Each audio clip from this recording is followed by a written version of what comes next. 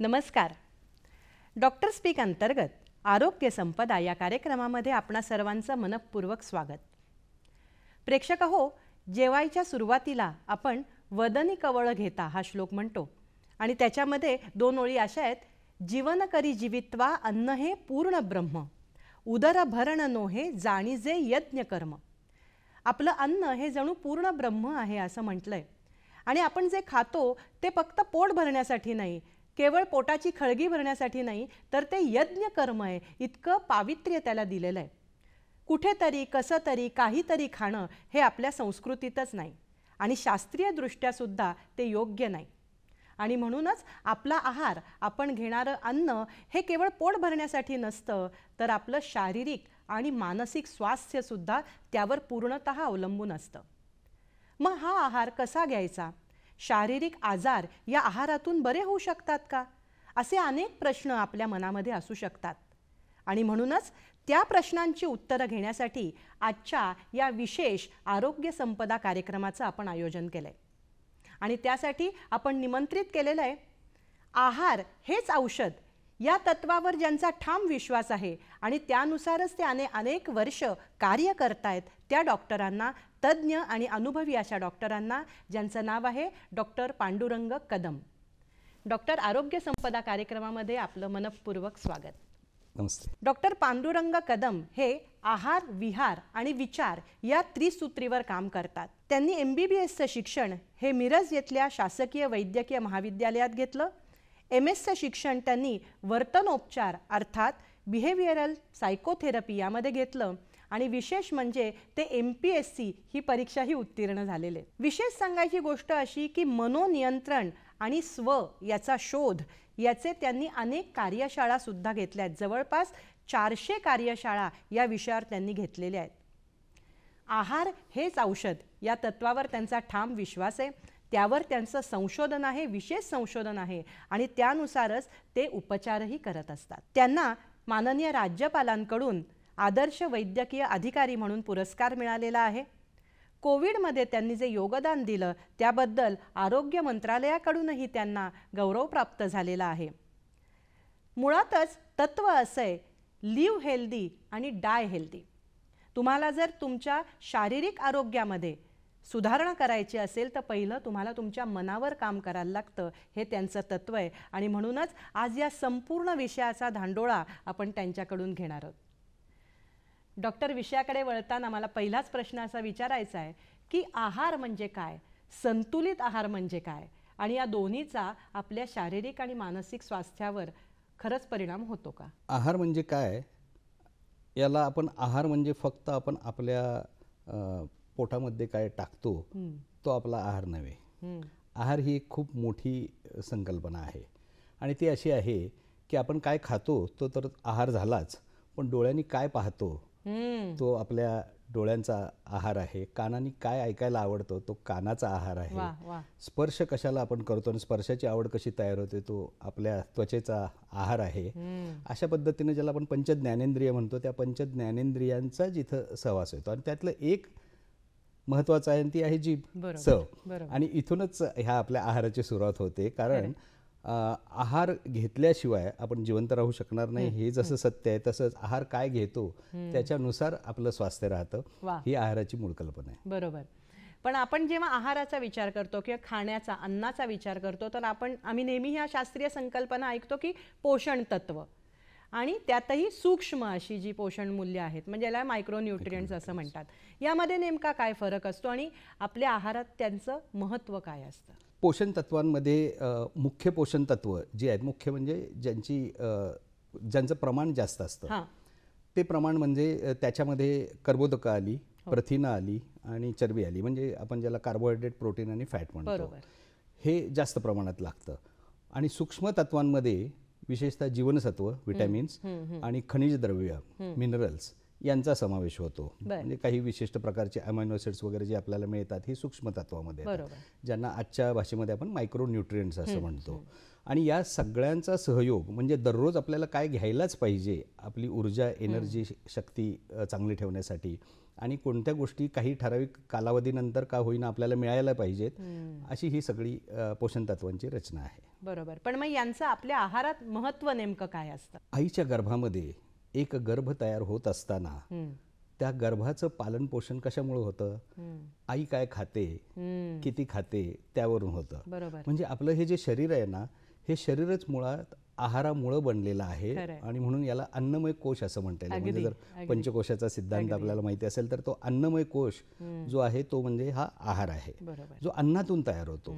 वेगवेगळे घटक पदार्थ जे आता आपण बोललो ते जसे जसे घेतले जातात तसं तसा हा अन्नमय कोश तयार होतो. या अन्नमय कोशामध्ये विशिष्ट वेळेला एक ऊर्जा तयार होते, त्यालाच आपण प्राणशक्ती म्हणतो आणि तो प्राणमय कोश तयार होतो. हा आहार तुम्ही कसा घेता आणि त्या आहाराचा आपल्यावर होणारा परिणाम यातून आपलं मन तयार होत असतं, म्हणून त्याला आपण मनोमय कोश म्हणतो. या आहारामध्ये जी ही वाढ होते, म्हणजे एखाद्या लहान मुलाची वाढ होते, गर्भाची वाढ होते, त्यावेळेला त्या आहाराचं संतुलन खूप महत्त्वाचं असतं आणि त्यामुळेच संतुलित आहार हा एक महत्त्वाचा आहे. बरोबर आहे, बरोबर आहे. पण मग तुम्ही जेव्हा म्हणता की बॅलन्स्ड आहार, संतुलित आहार महत्त्वाचा आहे किंवा या सगळ्या आहारामध्ये पोषण तत्व ही कायम असली पाहिजेत, पण मग ही याची जी आवश्यकता असते ती वयोगटानुसार बदलते का? म्हणजे तरुण वयात, लहान वयात, म्हाताऱ्या वयामध्ये? आणि दुसरा उपप्रश्न त्या अनुषंगाने असा येतो की लहान मुलांमध्ये बऱ्याच वेळेला कुपोषण झालेलं, म्हणजे या पोषण तत्वांची कमतरता दिसते, तर हे काय दुष्परिणाम त्यांच्यावर दिसून येतात? पोषण तत्वांमधला जो मुख्य घटक आहे, जसं म्हटलं की आता आपल्याला शरीरामध्ये काय आहे, तर मांसल भाग आहे, हाडं आहेत म्हणजे बोन्स आहेत, मसल्स आहेत, त्याच्याबरोबरीनं रक्तवाहिन्या आहेत, काही सॉफ्ट टिश्यू आहेत, कोशिका आहेत. आणि आपलं शरीर कसं बनलेलं आहे, त्या शरीरामध्ये प्रत्येक पेशीपासून हे संपूर्ण शरीर बनण्याची एक विशिष्ट प्रक्रिया आहे. मी थोडक्यात आपल्याला हे समजावून सांगतो की या प्रत्येकाची खरंच गरज काय आहे. कारण आपण असा प्रश्न विचारला की वयोगटानुसार किंवा वयोमानानुसार काय बदल व्हायला पाहिजे. मग एखाद्या लहान मुलाचा आहार हा त्याच्या वाढीसाठी कारणीभूत ठरतो. जसं त्याची हाडं मजबूत होणं, त्याचे स्नायू मजबूत होणं, त्याची वाढ होणं, उंची वाढणं, या पद्धतीनं आणि शरीरातील सगळे अवयव व्यवस्थित त्याचे तयार होणं, या दृष्टिकोनातून तो वाढीचा आहार झाला. वाढीच्या आहारानंतर दुसरी जी फेज आहे ती दुसरी जी प्रक्रिया असते ती म्हणजे मेंटेन करायचं आहे. आपल्याला हे सगळं काय करायचं आहे, मेंटेन करायला पाहिजे, आपल्याला ते करता आलं पाहिजे, ही प्रक्रिया आहे. आणि त्याच्यानंतर वार्धक्य जसं जसं येतं त्यावेळेला ते टिकून राहिलं पाहिजे आणि प्रतिकारशक्ती चांगली राहिली पाहिजे, असे हे टप्पे आहेत. त्यामुळे आहार बदलतो. पण मुख्य यातला मुद्दा असा आहे की अगदी लहानपणी जसं आपल्याला माहिती आहे की व्हिटॅमिन बी जर कमी पडलं तर बेरीबेरीसारखा आजार होऊ शकतो. व्हिटॅमिन ए कमी पडलं तर डोळ्यांचं पूर्ण वाढ होऊ शकत नाही किंवा डोळ्यांना लवकर चष्मा लागू शकतो.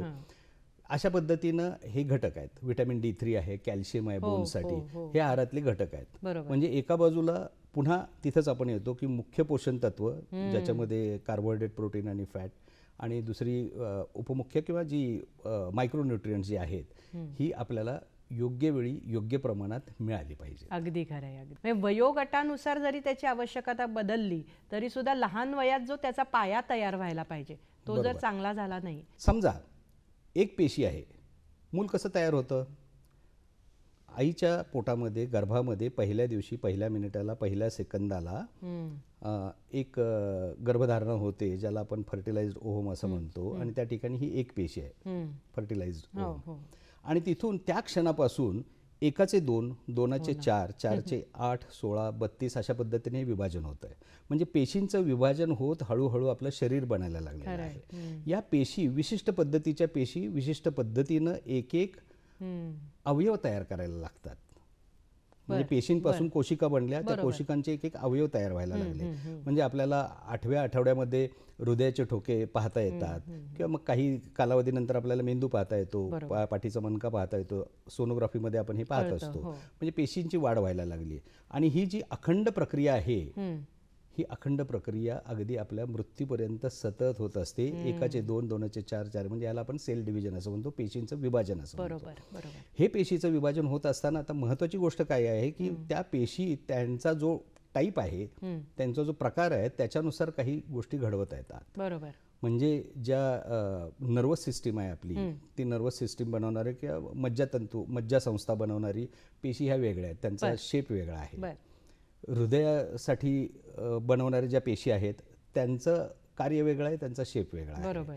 अशा पद्धतीनं हे सगळे अवयव ज्यावेळी बनतात, हा कोणताही एक अवयव स्वतंत्रपणे कार्य करू शकत नाही, म्हणून त्यांच्यामध्ये या सिस्टीम तयार झाल्या, ज्याला आपण वेगवेगळ्या संस्था म्हणतो, मज्जा संस्था किंवा पचन संस्था, अशा ह्या सगळ्या संस्था आपल्यामध्ये तयार झाल्या. हृदयाभिसरण संस्था, रक्ताभिसरण संस्था वगैरे ह्या सगळ्या संस्था तयार झाल्या. आणि मग महत्त्वाचा मुद्दा कुठे येतो की ज्या वेळेला आपल्याला सगळ्यांना काय पाहिजे, हा कार्यक्रम सुद्धा आयोजित करण्याचं काय, तर आपल्याला स्वास्थ्यपूर्ण आयुष्य जगायचं आहे, आनंदी आयुष्य जगायचं आहे. मग आपल्याला स्वास्थ्य पाहिजे, म्हणजे आपल्याला आपलं शरीर स्वस्थ पाहिजे. पण हे शरीर स्वस्थ कधी असेल तर आपल्यामधल्या ह्या सगळ्या संस्था सुदृढ असतील, व्यवस्थित असतील तर ते होणार.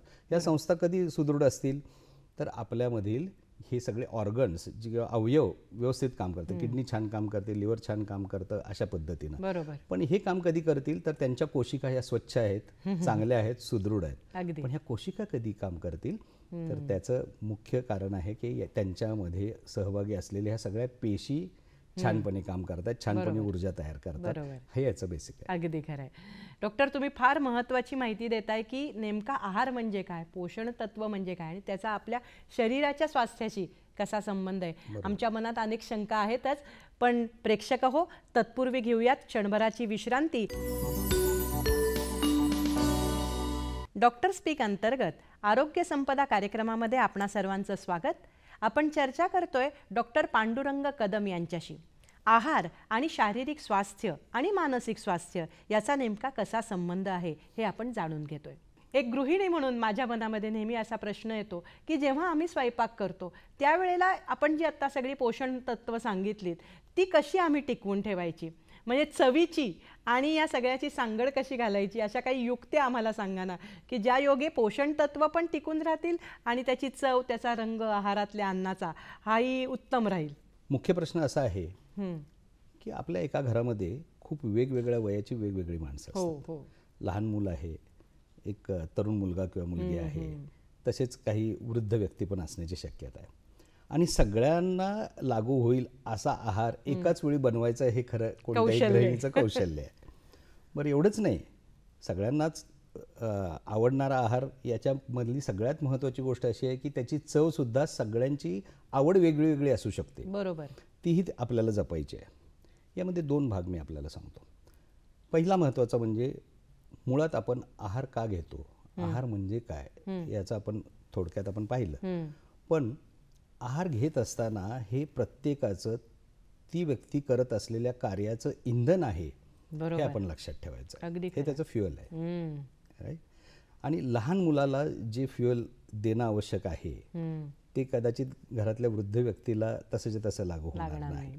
मग हे जे इंधन आहे हे इंधन देत असताना त्याची चवही सांभाळली जाणं, आणि हे सगळे जे पदार्थ आता मिळत आहेत आपल्याला, म्हणजे आता आपण पहिल्यांदा असा विचार करू की कार्बोहायड्रेट्समध्ये किंवा कर्बोदकांमध्ये आपण ज्वारी आहे, बाजरी आहे, गहू आहे किंवा बटाटा आहे वगैरे, हे सगळी कर्बोदकं, कार्बोहायड्रेट रिच फूड आपण याला म्हणतो. पण त्याचबरोबरीनं दुसरी जी बाजू आहे ती आहे प्रथिनं. प्रथिनांमध्ये शाकाहारी लोकांसाठी अर्थातच दूध, दुग्धजन्य पदार्थ किंवा डाळी हे मुख्य आहे, सोया हे मुख्य आहे त्याच्यामध्ये. आणि मांसाहारी लोकांसाठी अर्थातच जे काही मांसाहारी पदार्थ असतील हे सगळे येऊ शकतात. आता आपण आपल्याला हे निवड कशी करायची याचं संतुलन करताना आणि त्यातली तत्व कशी टिकवायची याचं एक मुख्य सूत्र सांगतो. निसर्गामध्ये तयार होणारा कोणताही जो पदार्थ आहे, कुठलाही फळ असेल, फळभाजी असेल, पालेभाजी असेल किंवा काय, त्याचं नैसर्गिक स्वरूप जेवढं नैसर्गिक पद्धतीनं आपल्याला जपता येईल ते जपायचं आहे पहिला. म्हणजे एकदम त्याचं जे पावडर करणे किंवा एकदम त्याचा बारीक करणे हे आपल्याला टाळायला पाहिजे. जेवढं ते नैसर्गिक अवस्थेत राहतील, जसं अगदी वाटाणे आहेत किंवा काय, ह्या सगळ्या गोष्टी तुमच्या आहारामध्ये जेवढ्या या गोष्टी तशा नैसर्गिक अवस्थेत येतील, म्हणजे अगदीच रॉ फूड नाही, बऱ्याच जणांना रॉ फूड पचत नाही किंवा रॉ फूडचा प्रश्न होतो, पण रॉ फूड बरोबर कमी शिजवलेलं असं. शिजवण्याच्या प्रक्रियेमधली सगळ्यात मुख्य गरज काय आहे माहिती आहे की आपलं शिजवणं जे आहे ते गरम पाण्यामध्ये किंवा वाफेवर शिजलं पाहिजे. खरं हां, सरळ त्या अग्नीवर ठेवता कामा नये, अशी एक खरी पद्धत आहे. आता त्यामध्ये मग कुठं आलं, आपण प्रेशर कुकरकडे आलो. मोठा प्रश्न असा पडतो की प्रेशर कुकर वापरायचे की नाही वापरायचा. अनेकांनी सांगितलेलं की प्रेशर कुकरमुळे सगळे जीवनसत्व निघून जातात वगैरे. थोडंसं माझं वेगळं मत आहे यामध्ये. प्रेशर कुकर वापरायला हरकत नाही, पण अति शिजवायचं नाही, म्हणजे अतिशय त्याचा शिजवण्याचा किंवा जास्त प्रमाणात नाही शिजवायचं, त्याचं वापरायला हरकत नाही. पण प्रेशर कुकरमध्ये ॲडव्हान्टेज एक आपल्याला असा होऊ शकतो की ज्याच्यामध्ये पाणी भोवती असल्यामुळं पाण्यामध्ये शिजवण्याची प्रक्रिया ती होते. अगदी खरं आहे. हे एक झालं. बरोबर. वेळही वाचतो, तर तो भाग वेगळा आहे. याच्या बरोबरीनं दुसरी महत्त्वाची गोष्ट म्हणजे आपल्या आहारामध्ये 2 भाग येतात. एक म्हणजे ज्याला आपण जे इसेन्शियल न्यूट्रिएंट ज्याला म्हणतो, जी न्यूट्रिएंट्स किंवा जी आपल्याला मिळायलाच पाहिजे, आवश्यकच आहेत, आवश्यक तत्व म्हणतो. आणि दुसरी आहेत ती आवश्यक आहेत पण ती नॉन इसेन्शियलमध्ये येतात. पण ते आवश्यकच आहे. नॉन इसेन्शियल म्हणजे त्याच्यापेक्षा आपण त्याला असं म्हणू की इसेन्शियल न्यूट्रिएंट्स, आणि पण न्यूट्रिएंट्स पण जे नॉन इसेन्शियल परंतु ती महत्त्वाचीच आहेत आपल्याला. का महत्त्वाची आहेत? तर त्याच्यामध्ये हे मसाले आले, आपले मसाले, त्याच्यामध्ये सगळे मसाल्याचे पदार्थ वगैरे आले. पण ह्याच्यामध्ये वेगवेगळे फ्लेवोनॉइड्स असतात, याच्यामध्ये औषधी तत्व असतात. म्हणजे आपल्याला तर ती सगळ्यांना माहिती आहेत, म्हणजे दालचिनीचा काय रोल आहे, किंवा आपण मिरी आहे, अनेक लवंग आहे, हळद आहे. तर आता बघा, ज्या विषयावर हा अभ्यास करताना ज्यावेळी लक्षात एक गोष्ट नेहमी येत होती की आहार हेच औषध का आहे. तर हळद ही आपल्या स्वयंपाकघरामध्ये स्वयंपाकाचा एक भाग म्हणून आपण वापरतो. बरोबर. पण त्याचा जर अर्क घेतला तर तो औषधी तत्व आहे, ज्याला आज आपण सगळेजण कुरकुमीन म्हणून ओळखतो. मग हळदीमध्ये औषध तत्व आहे, मिरीमध्ये औषध तत्व आहे, आल्यामध्ये औषध तत्व आहे. सर्दी वगैरे झाली तर आपण आले पाक सुद्धा आज सुद्धा वापरला जातो. तर ही सगळी औषध तत्व आहे. म्हणजे औषधी तत्व असलेला एक आहाराचा भाग आणि आपलं पोषण करणारा एक आहाराचा भाग, याचं कॉम्बिनेशन आपल्याला ओळखता आलं पाहिजे. आणि त्यानुसार जे उपलब्ध आहे त्यानुसार महत्त्वाचा नियम असा की आपल्याला आपल्या भागामध्ये मिळणारे पालेभाज्या, फळभाज्या, फळं हा आपला आहार हरकत नाही, आपला स्थानिक आहार गरजेचा आहे, तो आपल्याला गरजेचा आहे. हे पण खूप महत्त्वाचं आहे. म्हणजे बऱ्याच जणांना असं वाटत असतं की आमच्याकडे हे नाही मिळत, ते नाही मिळत. असं नाही, तुमच्या आजूबाजूला जे पिकतं येतं किंवा काही तुम्हाला मागवावं पण लागत असेल, पण हे महत्त्वाचं आहे. बरोबर. पण आहाराचा सगळ्यात मुख्य आपण तयार करत असताना गृहिणींनी लक्षात ठेवायला पाहिजे की याच्यामध्ये आपल्याला 80% भाग हा पूर्णपणे आहाराचा आपल्यावर, ज्याला आपण अल्कलीधर्मी जो म्हणतो, अल्कलीचा हा असला पाहिजे. आणि आम्लधर्मी त्यातले जे काही गुणतत्व आहेत ही 20%च्या वरती जाता कामा नये. आणि हा खूप महत्त्वाचा आहे, कारण आपलं जे शरीर आहे हे मुळात जन्मापासून सुदृढ शरीर जे आहे याचं जो मूळ सूत्र आहे ते त्याचा pH हा अल्कलाईन असतो. आणि आहार आणि बदललेला आहार याच्यामुळे तो ऍसिडिक होत जातो. म्हणजे आपण आपल्या लक्षात येत असेल की ऍसिडिटीमुळे अख्खं जग परेशान आहे, खूप सगळीकडे ही मोठी समस्या आहे. तर त्याच्यात आपल्याला लक्षात ठेवायला पाहिजे की हे मुळात आपल्या आहारामधून झालंय. आणि हा आहार त्यामुळे 80% हा अल्कलाईन पाहिजे. आणि त्याच्यामध्ये काय येतं, मग अल्कलाईनमध्ये काय येतं, हिरव्या पालेभाज्या, फळभाज्या, फळं, त्याच्यानंतर संपूर्ण सगळे शाकाहारी पदार्थ तर ते त्यामध्ये येतात. दूध त्यामध्ये येतं. बरोबर. समजा जर कोणी एग्स किंवा अंडी वगैरे घेत असेल तर त्याच्यामध्ये जो पांढरा भाग आहे हा अल्कलाईन असतो, पिवळा हा ऍसिडिक असतो. ह्या सगळ्या गोष्टी आपण लक्षात ठेवायला पाहिजेत. सूत्र मला वाटतं फार महत्त्वाचं आहे. मांसाहार हा ऍसिडिककडे जातो, ऍसिडिटी वाढवणारा निश्चितपणे जातो. कोल्ड ड्रिंक्स वगैरे हे सगळे ऍसिडिटीकडे जातात. म्हणजे आपल्या सवयी सुद्धा, आपल्या खाण्यापिण्याच्या शेवटी आपण काय आहे, आपल्याला लागलेल्या खाण्यापिण्याच्या सवयी, विचारांच्या सवयी, त्यातूनच आपण आपलं स्वास्थ्य तयार करतोय.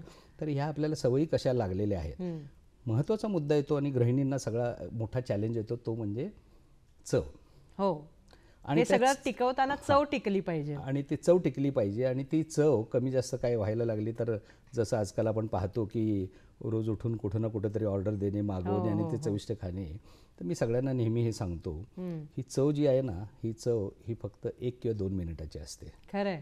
पण त्याच्या पुढे हे आपलं जे काही 15 ते 18 फुटाचं जे काही आपलं इंटेस्टाईन आहे, आतडं आहे, याला पचवण्याचं जे काम करायचं आहे ना, ते पुढचे 10-12 तास त्याला त्याच्या. अगदी खरं. आणि त्यामुळे त्या 1 मिनिटाच्या चवीसाठी पूर्ण, कारण तुमच्या आहाराचं नियोजनच आपल्याला असं करायला पाहिजे की शरीराची गरज काय आहे. बरोबर. डॉक्टर, आपल्या मग जेवणाची वेळ ही नेमकी कशी ओळखायची? आणि आपलं शरीर असे काही संकेत देतं का आपल्याला की आता तू जेव, का आपलं घड्याळात हां आता माझी जेवायची वेळ झाली, आता मी जेवलं पाहिजे? आपलं शरीर सतत आपल्याशी बोलत असतं. हां आपण जर तेवढे संवेदनशील राहिलो तर आपल्याशी ते बोलत असतं.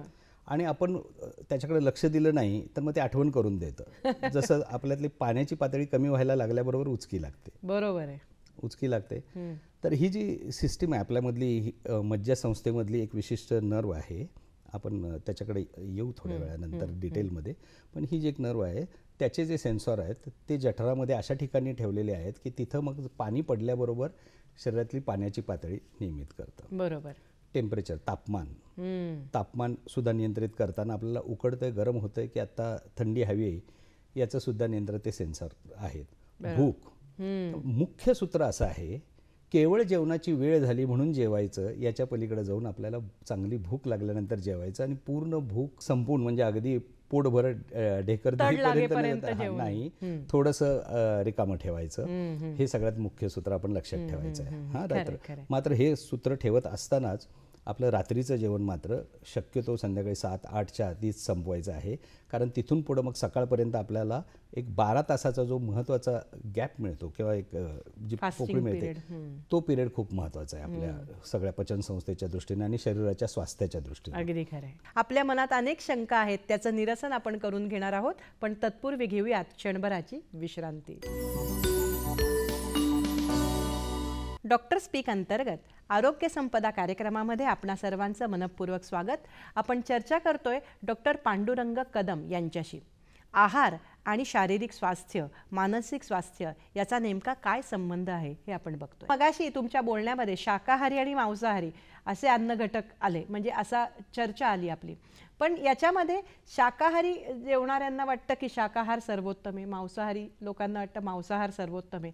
याची तुलना नेमकी कशी करायची आणि त्या दोन्हीमध्ये जी पोषण तत्व असतात ती एकमेकांना पूरक होऊ शकतात का, किंवा नुसता एकच आहार ठेवला तर सगळी पोषण तत्व मिळू शकतात का? महत्त्वाची गोष्ट अशी आहे की आपल्या शरीराला कोणत्या कोणत्या घटक पदार्थांची आवश्यकता आहे ते आपल्याला सगळ्यांना माहिती आहे. आता म्हणजे त्याच्यामध्ये काही नाविन्य नाही आहे की आपल्याला प्रथिनं हवेत का, कर्बोदकं हवेत किंवा व्हिटॅमिन्स हवेत, जीवनसत्व हवेत, खनिज हवेत वगैरे वगैरे. पण हे मिळणार कुठून, त्याचा सोर्स काय आहे, कुठल्या कशामधून काय आपल्याला मिळणार आहे, याच्या काही ठिकाणी काही मर्यादा आहेत. बरोबर. आपण नक्कीच शाकाहाराला प्राधान्य द्यायलाच पाहिजे किंवा शाकाहारच हा आपला मुख्य आहार असला पाहिजे, यात काहीही शंका नाही. पण जगभरात बघितलं, केवळ भारतात नव्हे जगभरात जर बघितलं तर वेगवेगळ्या ठिकाणी ज्याला आपण डेमोग्राफी म्हणतो त्यानुसार तिथला आहार हा एक फिक्स झालेला आहे, त्याची सवय झालेली आहे. आणि मग त्या लोकांना जर जाऊन आपण सांगायला गेलो की हे अजिबात असं खात जाऊ नका वगैरे म्हटल्यानंतर ते चालणार नाही आहे. दुसरं असं, जसं मी मगाशी म्हटलं की तुमच्या आजूबाजूला मिळणारा आहार, तुमच्या आजूबाजूला पिकणारी फळं किंवा हाच तुमचा खरा आहार आहे, कारण तो त्यानुसार तयार झालेला आहे. स्थानिक पातळीवर तो अवेलेबल आहे. कुठे परदेशात गेलो तर तिथला आहाराची पद्धतच पूर्ण वेगळी होते आणि आपण तो विचारच करू शकत नाही. काही देशांमध्ये, म्हणजे मी नाव सांगत नाही पण आपल्या लक्षात येईल की काही देशांमध्ये अरे बापरे इथं असं पण खातात. तर आपल्याला आपला आहार हा घेत असताना शाकाहार आणि मांसाहार याची निवड करत असताना शाकाहार आपला मुख्य आहार आहे, कारण आपण मूळ आपण एक शाकाहारी प्राणी म्हणूनच जन्माला आलेला आहे आणि शाकाहार आपला आहे. होते काय की आजच्या ह्या धकाधकीच्या जीवनामध्ये, स्पर्धेच्या जीवनामध्ये अनेक गोष्टींची अशी गरज पडते आणि त्याच्यामध्ये काही ज्याला आपण म्हणतो डिफिशियन्सी तयार व्हायला लागते. राईट. एक आहे डिफिशियन्सी म्हणजे कुठल्या तरी गोष्टीची कमतरता. आपल्यामध्ये व्हिटॅमिन डी ची कमतरता झाली तर कॅल्शियम परिणाम होणार, बोन्सवर परिणाम होणार, हाडांवर परिणाम होणार आहे. व्हिटॅमिन ए ची कमतरता झाली, डोळ्यावर परिणाम होणार. सी ची कमतरता झाली, ई ची कमतरता झाली, केस, स्किन म्हणजे कातडी, या सगळ्यावर हा परिणाम होतो हे आपल्याला माहिती आहे. म्हणजे आपल्या शरीराला असलेल्या गरजेची कमतरता होऊन चालणार नाही. जसं ऊर्जा तयार करणारे कार्बोहायड्रेट्स याची सुद्धा ठराविक गरज आपल्याला आहे, तर ती मिळायला पाहिजे आपल्याला. राईट. दुसरं जे आहे सफिशियन्सी, आपल्याला योग्य प्रमाणात ते मिळालं तर ती आहे सफिशियन्सी. एक झाली डिफिशियन्सी, दुसरी आहे सफिशियन्सी. तिसरं आहे की एखादी गोष्ट आवडते म्हणून खूप खाणं आणि त्याच्यामुळे होणारे मेटाबॉलिक किंवा चयापचय क्रियेचे आजार, हा एक वेगळा भाग झाला. पण आपल्याला डिफिशियन्सी कमी करून जे आवश्यक आहे ते जर घेतलं आपल्याला योग्य त्या पद्धतीनं, तर आपल्या ज्याला आपण इंग्रजीमध्ये म्हणतो की आपली इफिशियन्सी जास्त चांगली राहते, आपली इफिशियन्सी चांगली राहते. आणि हे करत असताना काही ठिकाणी जसं व्हिटॅमिन B12 आहे किंवा व्हिटॅमिन D3, कॅल्शियमची कमतरता, याच्यामध्ये आजसुद्धा औषधांमधून सुद्धा या काही मांसाहारी याचा वापर केला जातो. आणि ते आपल्याला कळत न कळत आपल्याला अनेकांना घ्यायला लागतात. आणि त्याच्याऐवजी जर मांसाहार कोणाला आवडत असेल, म्हणजे मी तर रिकमेंड करतो की तो घेतो, सांगतोय असं नव्हे, आवडत असेल आणि तो योग्य प्रमाणात घेत असतील तर त्याला काही हरकत नसावी आणि घ्यावं. अर्थात आपण वेगवेगळ्या पद्धतीने आणि वेगळ्या बाजूने याला जर पाहिलं तर आपण शाकाहारीच असणं हे खूप महत्त्वाचं आहे असं मला वाटतं. आता याच्याबरोबर आणखीन एक महत्त्वाची गोष्ट मी आपल्याला सांगतो. ती अशी आहे की आपला आहार हे आपलं शरीर बनवतं, आपला आहार हे आपलं मन बनवतं, आपला आहार ही आपली ऊर्जा आहे. म्हणजे आहार हा बलवर्धक असला पाहिजे. आपल्याला बल, आपली इम्युन सिस्टीम ही सगळी त्याच्यावर काम करते, राईट. आपली चयापचय क्रिया ही नियंत्रित असली पाहिजे. आपल्या आहारामधूनच आपल्या शरीरातील विषद्रव्य बाहेर फेकता आली पाहिजेत आपल्याला. जसं एक छोटंसं याच्यासाठी सांगता येईल की निसर्गातला सगळ्यात मुख्य घटक काय आहे, तर तो क्लोरोफिल आहे, हरितद्रव्य. हे हरितद्रव्य योग्य प्रमाणात आपल्याला घेतलं तर ते दररोजच्या दररोज आपल्यातील लिव्हर आणि किडनी हे दोन्ही मुख्य अवयव स्वच्छ ठेवतं. हे खूप महत्त्वाचं आहे. पण झालंय काय की गेल्या 30-35 वर्षातली जी पद्धती आहे, म्हणजे हायब्रिडायझेशन, केमिकल्स, पेस्टिसाइड्स, या सगळ्यामुळं ह्या हरितद्रव्याचा जो कस आहे, आपण अन्नधान्याचा कस म्हणतो, न्यूट्रॅस्युटिकल व्हॅल्यू ज्याला म्हणतो, न्यूट्रिशनल व्हॅल्यू जी म्हणतो, ती खूप कमी झाली. म्हणजे सांगायचं असं की 1985 पर्यंत आपल्याला 200 ग्रॅम पालेभाजी, फळभाजी आणि फळं ही दररोज सुदृढ राहण्यासाठी खायची. आणि आपले आई वडील जर बघितले, आजी आजोबा जर बघितले तर ते एकदम सुदृढ होते, कारण हे एवढं त्यांना सहज शक्य होतं. आणि बदललेली शेती आणि ही बदललेली पद्धती यामुळं आता आपल्याला हे 200 ग्रॅममध्ये चालणार नाही. आपल्या देशातच असलेली एक नॅशनल इन्स्टिट्यूट ऑफ न्यूट्रिशन जे आहे हैदराबादला, त्यांचा निष्कर्ष काय सांगतो की आत्ता ह्या घडीला आपल्याला ते 5पट खायला पाहिजे, कारण तो कस कमी झाला, हा 1 पंचमांश झालेला आहे. 5पट खायला पाहिजे, म्हणजे 1 किलो पालेभाजी, फळभाजी आपण, बापरे, अशक्य आहे या गोष्टी. या ठिकाणी आपल्याला काळजीपूर्वक विचार करायला पाहिजे की आपण कसं हे कॉम्पेन्सेट करायचं. बरोबर. तुम्ही जसं म्हटलं की अन्नमय कोश किंवा प्राणमय कोश, तसा मनोमय कोश सुद्धा फार महत्वाचा आहे, जे अन्नावरनं आपलं मन सुद्धा घडत असतं, असं आपण बऱ्याच वेळेला म्हणतो आणि आपल्या उपनिषदांमध्ये सुद्धा याचा उल्लेख आलेला आहे.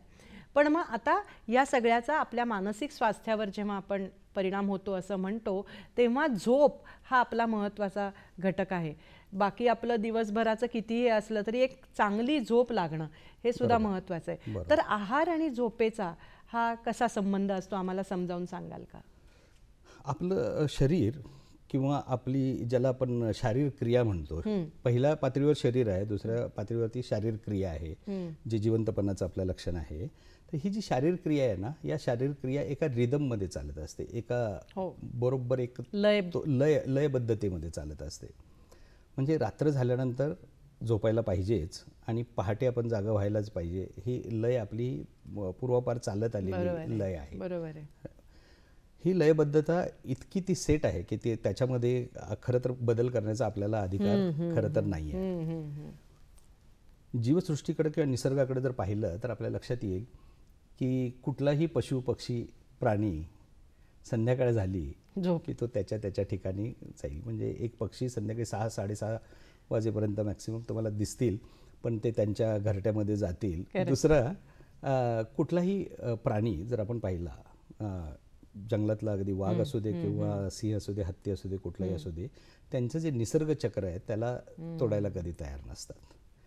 आपण एकमेव असे आहे की आपण इतके बुद्धिमान आणि हुशार झालेलो आहोत की आपण ह्याला काहीच ताळतंत्राने नियंत्रण ठेवलेलं नाही. म्हणजे जागायचं किती. आता झोप हा जो प्रश्न आहे, झोप ज्याला आपण विश्रांती म्हणतो, हा आपल्या शरीराचा पूर्णपणे दुरुस्ती करण्याचा, रिपेअरचा काळ. आणि त्याच्यामध्ये विशेषतः जो सगळ्यात मुख्य अवयव आपल्या शरीरातला कुठलाही माहिती आहे, लिव्हर. लिव्हर, यकृत. आणि या यकृत जे आहे, या यकृतावर आपली सगळं पूर्ण सिस्टीम हे अवलंबून. यकृताचं कार्य बिघडलं की सगळं, कारण तो एक कारखान्यासारखा आहे आणि त्या कारखान्यातून काय तयार करायचं आणि कुठं काय द्यायचं आहे हे सगळं तिथून तो ठरवतो. आणि म्हणून यकृताचं जे कामकाज आहे ते सगळ्यात जर चांगलं करायचं असेल तर खरोखरच तुम्हाला झोप ही पुरेशी असायलाच पाहिजे, कारण त्या रेस्टिंग पिरियडमध्ये मग त्यावेळेला हे जे आत दुरुस्ती करणारे जे स्वयंसेवक पेशी आहेत आपल्या त्या पूर्णपणे काम करत असतात. म्हणून रात्रीचं जागरण विशेषतः टाळणं का गरजेचं आहे, कारण यकृताचं कामकाज बिघडतं. यकृताचं कामकाज बिघडलं की तुमची पचनसंस्था बिघडते. पचनसंस्था बिघडली की तुमच्या मेंदूपासून सगळ्या सेन्सिटिव्ह अवयवांना मिळणारे घटक पूर्ण बरोबर. त्यामुळे झोप महत्त्वाचं आहे. आणि झोप ज्या घटकांवर अवलंबून आहे, जसे मेलाटोनिन म्हणून एक घटक आहे त्याच्यावर अवलंबून आहे, ते पुरेशा प्रमाणात त्याच वेळेस राहू शकतं जर तुम्ही वेळेत झोपलात. बरोबर. त्यावेळेलाच ते होतं. हा एक खूप महत्त्वाचा भाग आहे. बरोबर. म्हणजे आपला आहार आणि आपली झोपेची वेळ ही सुद्धा पाळली पाहिजे. म्हणजे समजा एखाद्याला आता काही कारणामुळे आज नाईट ड्युटी करावी लागते, काही आपल्याकडे इथून काम करणारे अमेरिकेसाठी USA साठी वगैरे आहेत, तर त्यांनी दिवसा का होईना ती तेवढ्या प्रमाणात म्हणजे पुरेशी झोप, किमान 7 ते 8 तासाची पुरेशी झोप व्हायलाच पाहिजे. पण आपल्याला हेही माहिती आहे की लहान मुलं जास्त वेळ झोपतात, त्याच्यानंतर वयोमानानुसार झोप कमी होते आणि मग 5 ते 6 तासाची सुद्धा पुरेशी होते असं होऊ शकतं, परंतु ती पुरेशी असते कारण त्याच्या गरजा तशा बदलतात.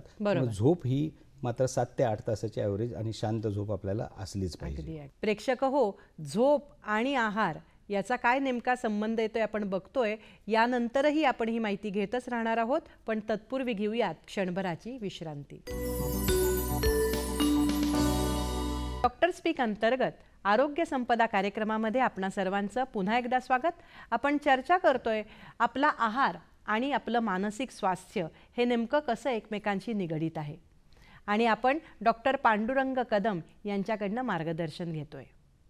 डॉक्टर, तुम्ही फार महत्त्वाची गोष्ट सांगितली की नेमकं आपल्या आयुष्यामध्ये झोपेचं प्रमाण किती पाहिजे आणि त्याचं महत्त्व काय.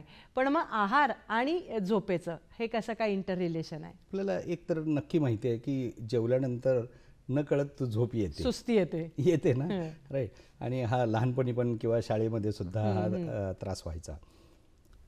याचं कारण काय आहे की आपण घेतलेला आहार त्याचं पचन होत असताना तिथं आवश्यक असलेला रक्तपुरवठा तो जास्तीत जास्त असावा, म्हणून सगळ्या रक्तवाहिन्या तिथल्या जास्त प्रफुल्लित होतात आणि विशेषतः आत्ता सध्या काही जास्त काम करायचं नाही म्हणून मेंदूकडून त्या खेचल्या जातात आणि मग झोप येते. असं एक त्यातलं एक फिजिओलॉजी आहे, म्हणजे आपण शारीरिक क्रियेचा एक प्रकार आहे. बरोबर.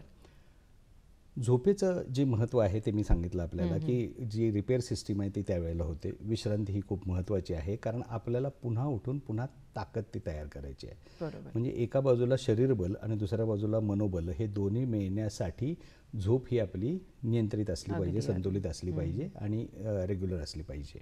आणि महत्त्वाचं म्हणजे आणखीन एक महत्त्वाची गोष्ट सांगतो, ती कुठल्याही मदतीशिवाय आपल्याला लागली पाहिजे. गोळीशिवाय, बाकी कुठली गोळी, पेय, पान कशाशिवाय आपल्याला लागली पाहिजे, म्हणजे नैसर्गिक आहे. कारण एक लक्षात घ्या की आहार, विहार आणि विचार या सूत्रांवर खूप काम झालेलं आहे. आपल्याला कुठेही जर शोधण्याचा प्रयत्न केला तरी सुद्धा ते होतं आहार, विहार, विचार. पण आहार, विहार, विचाराच्या बरोबरीनं आपल्याला जो सगळ्यात मोठा महत्त्वाचा जो भाग आहे, आजचा जो विषय आहे आहाराचा, त्या आहारातून ही झोप कशी तयार होते. काही विशिष्ट अन्न घेतल्यानंतर झोप जास्त येते आणि काही अन्न घेतल्यानंतर आपण ताजेतवानं होतो. म्हणून या अन्नाला सुद्धा आपल्याकडे पूर्वापारिक म्हटलेलं आहे की सात्विक, राजसिक आणि तामसिक अशी नावं दिलेली आहेत. राईट. की सात्विक आहार घेतल्यानंतर तुम्ही अलर्ट राहता, तुम्ही जी बुद्धी किंवा इंटेलेक्ट सुद्धा खूप चांगल्या पद्धतीनं तुम्ही वापर करू शकता. राजसिक आहार हा कोणासाठी आवश्यक आहे आणि तामसिक आहार हा कोणासाठी. जसं सीमेवर लढणारे जे जवान आहेत किंवा ज्यांना एक ॲग्रेशन त्यांच्या स्वभावामध्ये आवश्यकच आहे, अशा व्यक्तींना तामसिक आहाराचा पर्याय उपलब्ध आहे की. बरोबर आहे. कारण शेवटी तुमची निवड आहे. जीवन ही एक तुमची निवड आहे आणि हे जीवन म्हणजे दुसरं तिसरं काही नाही. तुम्हाला लागलेल्या खाण्यापिण्याच्या सवयी आहेत, तुम्हाला लागलेल्या विचारांच्या सवयी आहेत आणि त्यामुळं आहाराचा परिणाम हा झोपेवर जसा होतो तसंच तो मनावरही. अगदी खरं आहे. आता आजकाल नवीन शब्द नेहमी ऐकायला मिळतात, जंक फूड, प्रोसेस फूड. हे तर आपल्याला नेहमी पदार्थ ऐकायला मिळतात. तर ह्याचा नेमका म्हणजे शारीरिक स्वास्थ्यावर तर होतोच परिणाम, पण मानसिक स्वास्थ्यावर काय परिणाम होतो? की ज्याला आपण प्रोसेस्ड फूड म्हणतो किंवा साठवलेले अन्नपदार्थ, तर हे बऱ्याच वर्षापासून, बऱ्याच काळापासून आधी सुद्धा होते. जसं ते तयार करायचं, सुकवायचे आणि त्यानंतर जेव्हा आवश्यक आहे तेवढे वापरायचे.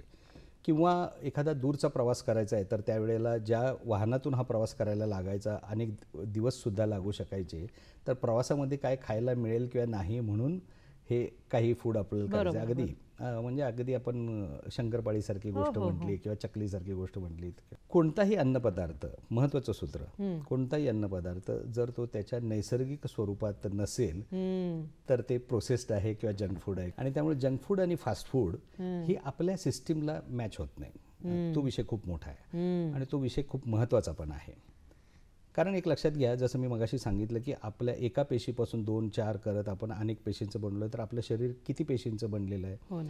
आपलं शरीर हे जवळजवळ 30 ट्रिलियन सेल्सनी बनलेलं आहे. 30 ट्रिलियन सेल्स म्हणजे 3 वर 13 शून्य आहेत. हो, बरोबर. पण आपल्या शरीराला चालवतो कोण? या पेशी चालवतात का? नाही. या पेशींना चालवणारी एक वेगळी सिस्टीम आपल्या शरीरामध्ये सहभागी झालेली आहे आणि ती खूप महत्त्वाची आहे, जी आपल्या आतड्यामध्ये आहे. त्याला आपण गट मायक्रोबियम असं म्हणतो. आणि हे जे बॅक्टेरिया आहेत, हे बॅक्टेरिया किती आहेत? आपल्याला आश्चर्य वाटेल. हे बॅक्टेरिया आपल्या शरीरामध्ये जवळजवळ 100 ट्रिलियन आहेत. 100 ट्रिलियन आहेत. आणि तेवढ्याच संख्येनं व्हायरस आहेत आपल्यामध्ये. म्हणजे आपल्या शरीरामध्ये, आपलं शरीर म्हणजे दुसरं तिसरं काही नाही आहे. हा बॅक्टेरिया, व्हायरस यांचा एक समुदाय आहे. आणि जो नियंत्रित करतोय आपल्या सगळे चयापचय क्रिया, ज्याला आपण आज मेटाबॉलिझम असं म्हणतो, ती चयापचय क्रिया ते नियंत्रित करते. म्हणजे अनेक शारीरिक क्रिया, आपली ऊर्जा कशी असावी, एनर्जी कशी असावी, आपण उत्साहित किती असावं, निराशा का आपल्याला येते, हे सगळं नियंत्रित तिथून होतं. आता आपल्याला जर मीच एक प्रश्न असा विचारला की खरोखर आपण उदास होतो, निराश होतो किंवा आपण उत्साहित होतो, याच्यासाठी कोणता अवयव कारणीभूत आहे? तर आपल्याला मन किंवा मेंदू असं म्हणाल की मेंदू आहे. बरोबर. मी तो आपल्याला सांगतो की तसं नाही आहे ते. याच्यासाठी आपल्या आतड्याचा एक विशिष्ट भाग कारणीभूत आहे. म्हणजे आपल्याला, कारण बघा, मेंदूमध्ये मन आहे का?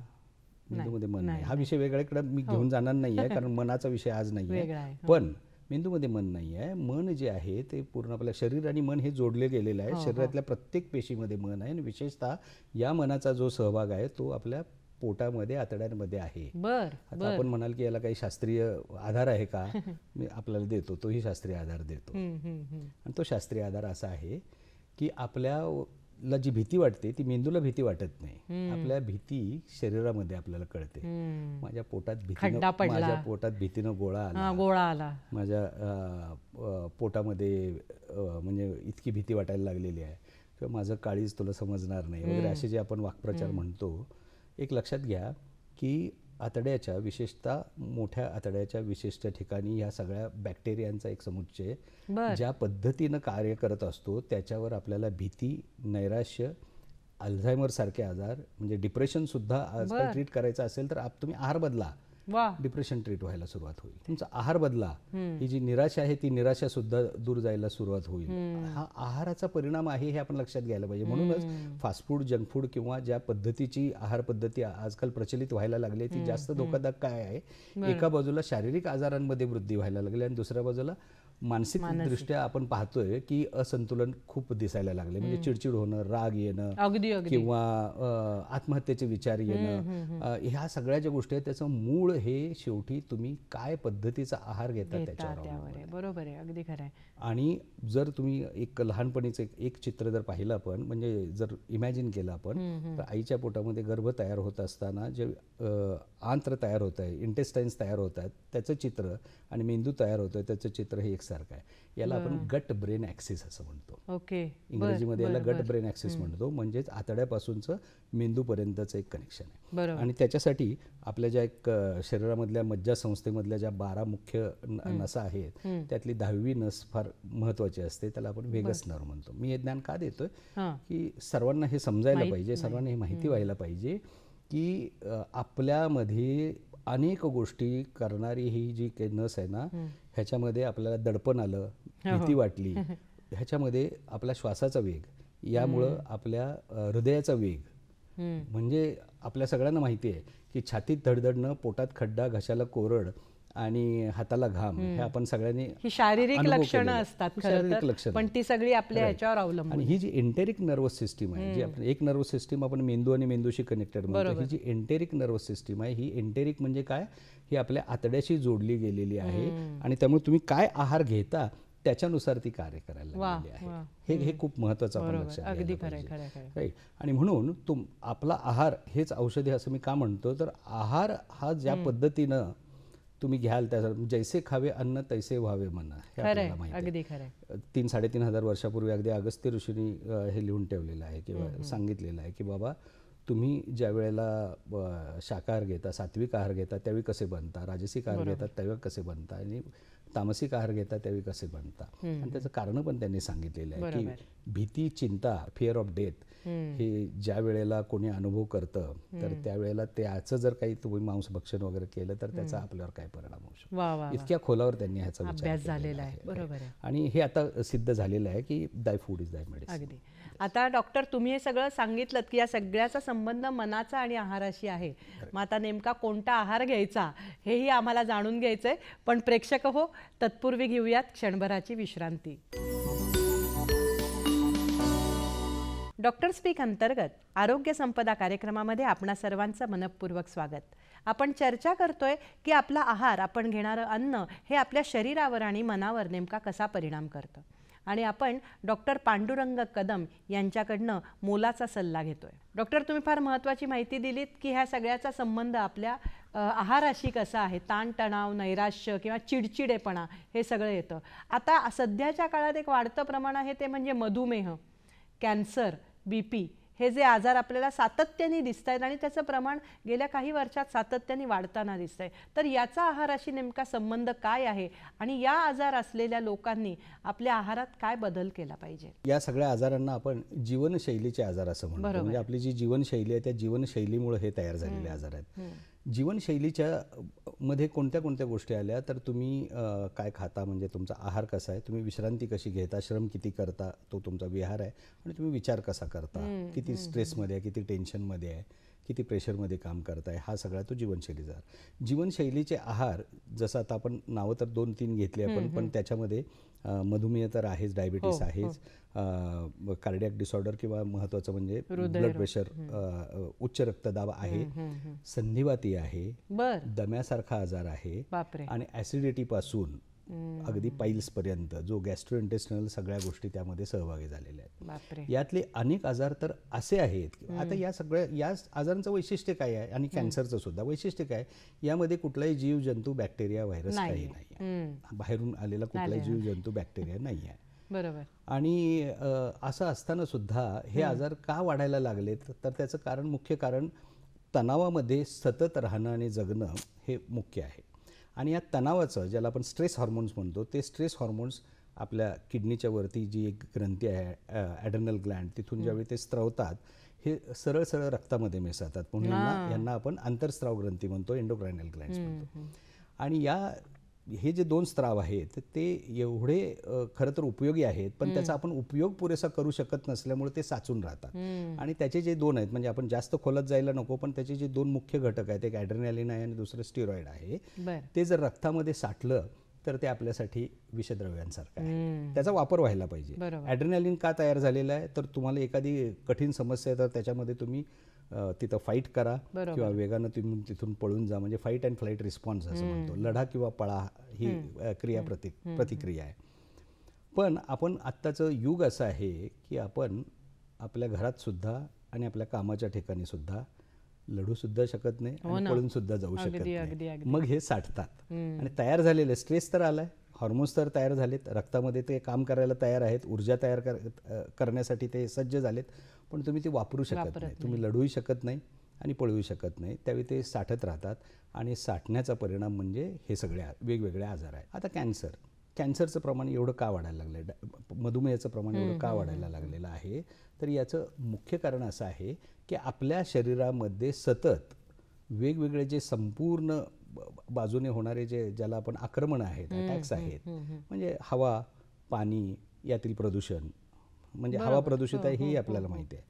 आपल्या शरीरातल्या ज्या पेशी आहेत त्या पेशींची एक मूलभूत गरज आहे आणि ही आपण ओळखायला पाहिजे काय आहे. आपल्या शरीरातल्या पेशींची गरज काय आहे, की आपल्या शरीराला जिवंत राहण्यासाठी नेमकं कशाची गरज आहे. तर आपण सरळ सरळ सांगतो की आपल्याला मुख्य म्हणजे अन्न पाहिजेच पाहिजे, आणि अन्नामध्ये हे सगळे घटक पदार्थ जे पाहिले ते सगळे पाहिजेत. त्याला दुसरी आपल्याला गरज आहे शुद्ध हवा पाहिजे, शुद्ध पाणी पाहिजे. म्हणजे हे 3 तर महत्त्वाचे झाले. त्याचबरोबरीनं आपल्याला सूर्याची किरणं ही आपल्याला मिळायला पाहिजेत, पुरेशा प्रमाणात सनलाईट आपल्याला घेता आली पाहिजे, सूर्य पाहिजे. त्याचबरोबरीनं आपल्याला व्यायाम आपल्या आयुष्यामध्ये असला पाहिजे की तो पुरेसा असेल तर आपल्या रक्तप्रवाह आणि सगळ्याच गोष्टीसाठी तो उपयोगी होतो. हे राहायला पाहिजे. आपण अन्नाशिवाय 20-25 दिवस सुद्धा फक्त पाण्यावर जगू शकतो. पाण्याशिवाय 7 ते 8 दिवस पाण्याशिवाय सुद्धा जगू शकतो. बरोबर. पण जर हवेशिवाय किंवा ऑक्सिजनशिवाय आपण किती जगू शकतो. म्हणजे आपल्या शरीरातल्या प्रत्येक पेशीची मुख्य गरज आहे ती आहे ऑक्सिजन, प्राणवायू.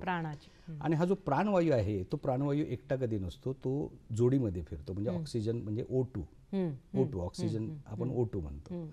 पण हे जे बाहेरून येणारी आक्रमण आहेत, या आक्रमणामुळे आणि हे जे काही आता आहारामधल्या चुकांमुळं यामध्ये हा ऑक्सिजनचा मोलिक्यूल, या पेशी फुटतात, त्यातला ऑक्सिजन ब्रेक होतो आणि हा सिंगल ऑक्सिजन राहतो.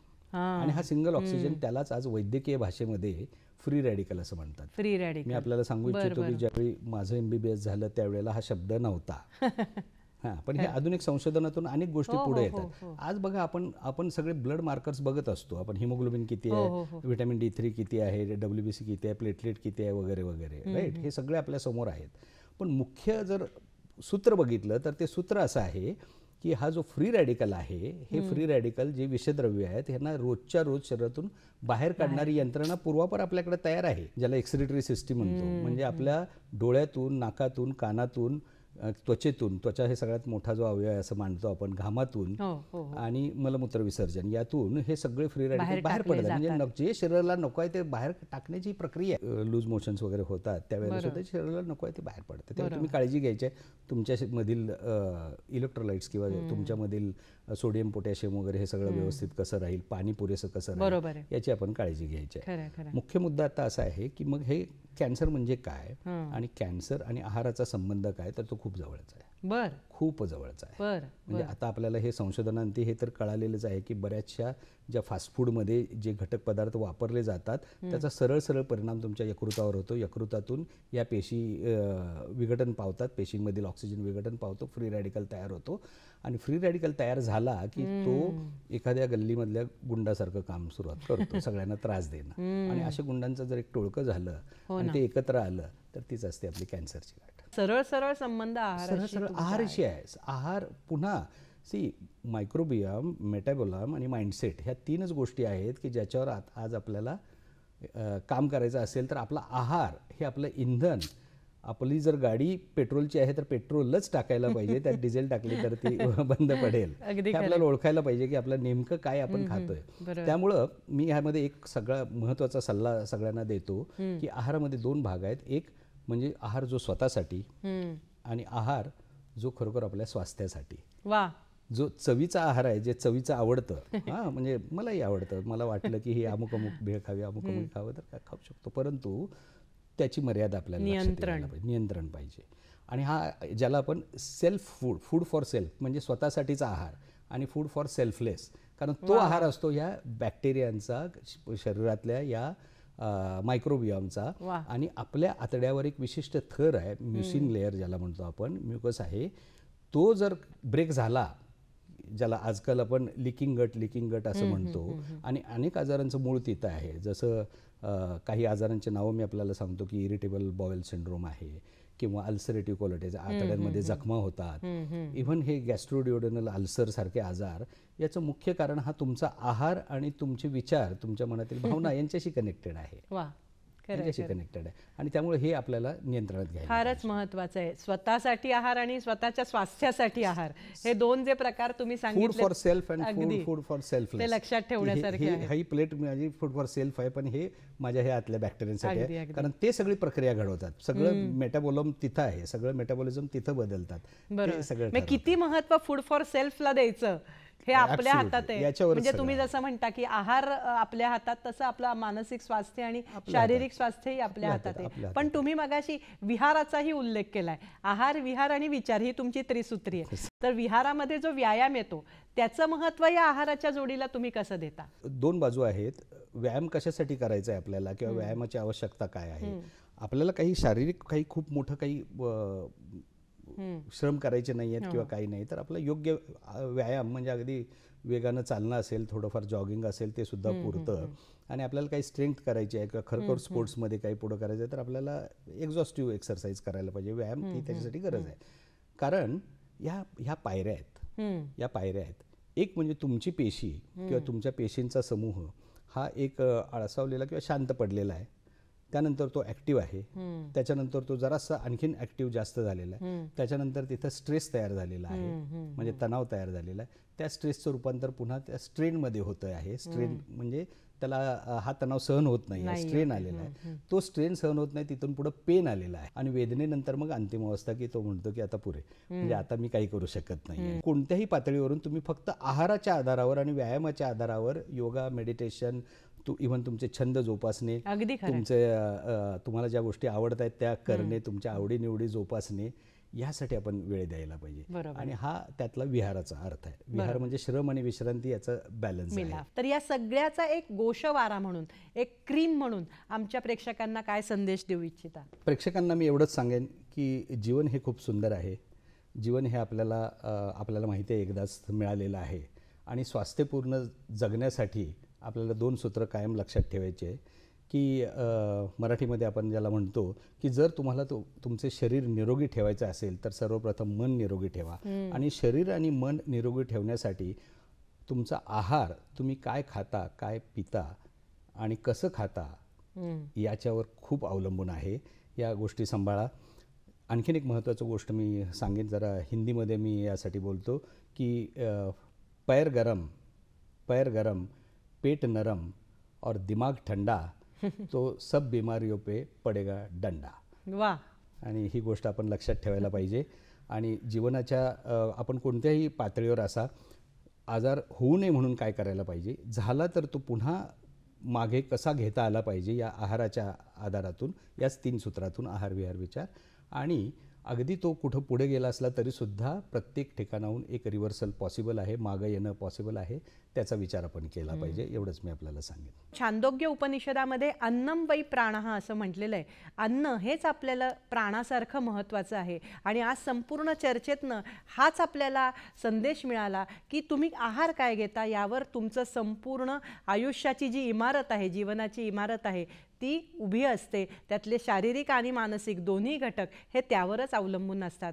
त्यामुळे आता आपल्याला विचार करण्याची वेळ आली आहे. आता आपल्याला अंतर्मुख व्हायची वेळ आलेली आहे की आपण नेमकं कसं खातो, काय खातो आणि किती खातो. डॉक्टर, या संपूर्ण कार्यक्रमात तुम्ही हा जो संबंध आम्हाला उलगडून दाखवलात तो आमच्या प्रेक्षकांसाठी नक्कीच उपयोगी ठरेल असं मला वाटतं. आणि त्यानुसार ते कृती करतील अशी आपण अपेक्षा करूयात. दूरदर्शनच्या वतीनं मी आपले मनःपूर्वक आभार मानते. धन्यवाद. धन्यवाद. थँक्यू.